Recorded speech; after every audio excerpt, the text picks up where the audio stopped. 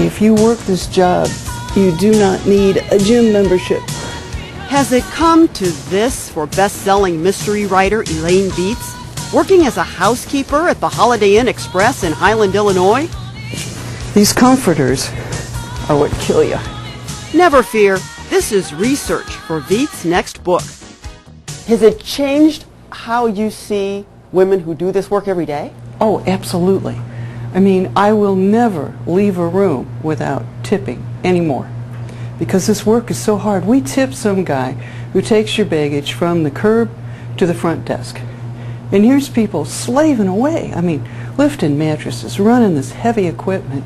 We don't leave them anything but dirt all over the floor. I've got to get the clean sheets. Fans of the former St. Louis Post-Dispatch columnist are also big fans of her dead-end job mystery series. Protagonist Helen Hawthorne toils in one job after another that has no future and little pay. Bizarre murders that take place around Hawthorne break the tedium. More about the dead-end books a little later. First, let's find out what Viets has learned about hotel housekeeping. Checkouts take more work because you've got to clean everything, whereas when people are staying, you leave their areas alone. You never touch anything that's theirs. You have to dust inside the drawers when someone's checking out. There's a lot more to be done. Elaine Viets was born in St. Louis City and raised in North County. Where did she go to high school? St. Thomas Aquinas. Which is North County, blue collar and Catholic. You know, St. Louisans always ask what high school you went to so they can figure out who and what you were. And my high school doesn't exist anymore. So I'm kind of, you know, the woman without a country. So this is your grandparents' house? This is my grandparents' house, and they lived here until 1959. My grandfather bought this in the 40s for $3,000 cash with a garage. Oh my goodness. I know. Some of Viets' fondest childhood memories included weekends in South St. Louis with her grandparents, Edward and Frances Vierling.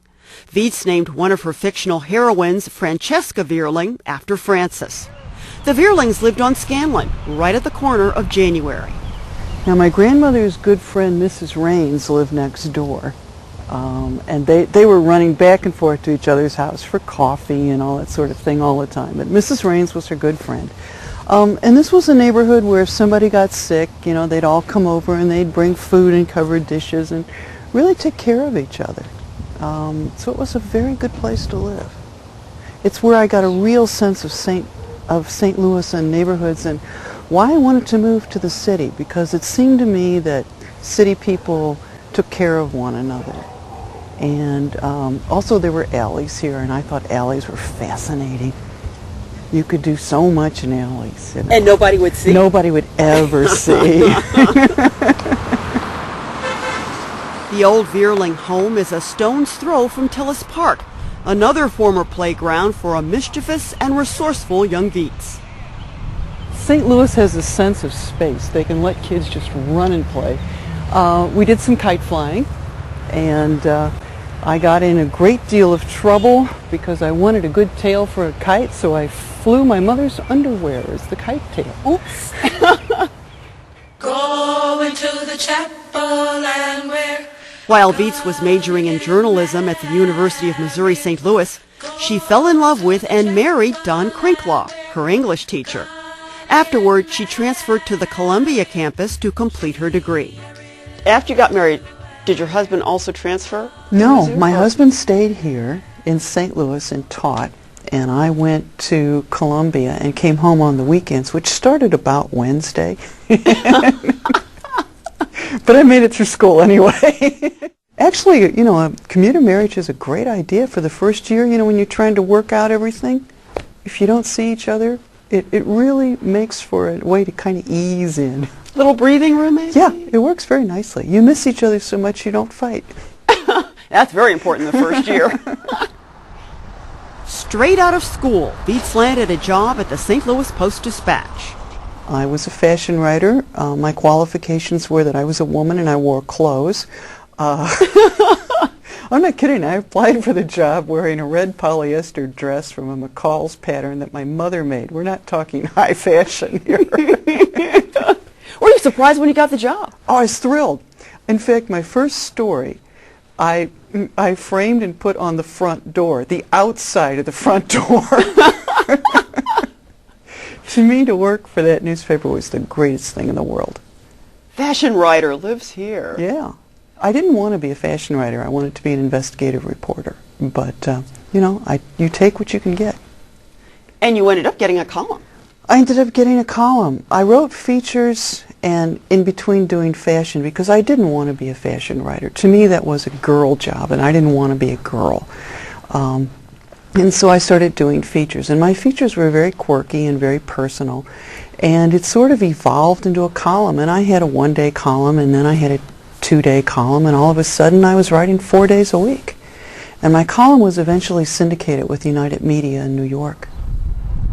In 1996, Viets was, in her words, spectacularly fired by the Post-Dispatch. It sparked an uproar among readers and resulted in a freelance arrangement for Viets. And about that time then, I became a mystery writer. Being fired was the best thing that happened to me because I really liked being a novelist. I liked the freedom. I liked creating my own world. I liked having my own characters. Being a novelist is like being God. You know, you decide who lives and dies, who exists and who doesn't exist. And I had a wonderful time with this, and I felt like I came home. I really did. I like the mystery world. I like mystery writers. They're a very generous group of people, and they really help newcomers who want to be mystery writers. They were very, very good to me. Which brings us back to the dead-end job mysteries. The fourth book in the series, Just Murdered, was the subject of a book tour in June. I worked at an expensive wedding dress shop on Las Olas.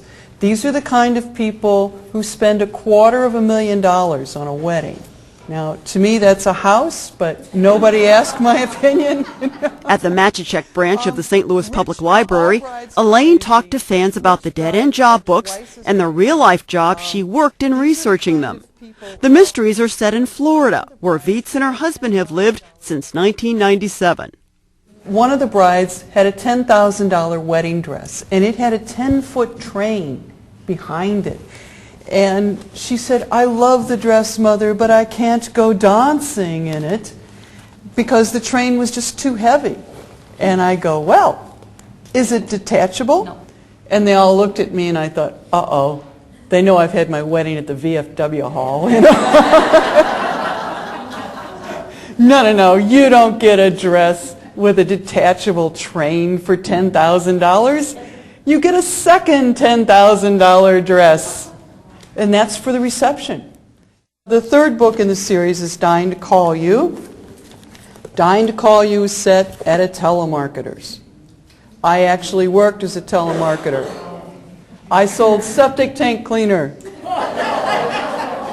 My pitch was, eliminates odors, large chunks, and wet spots. The first book in the series is Shop Till You Drop.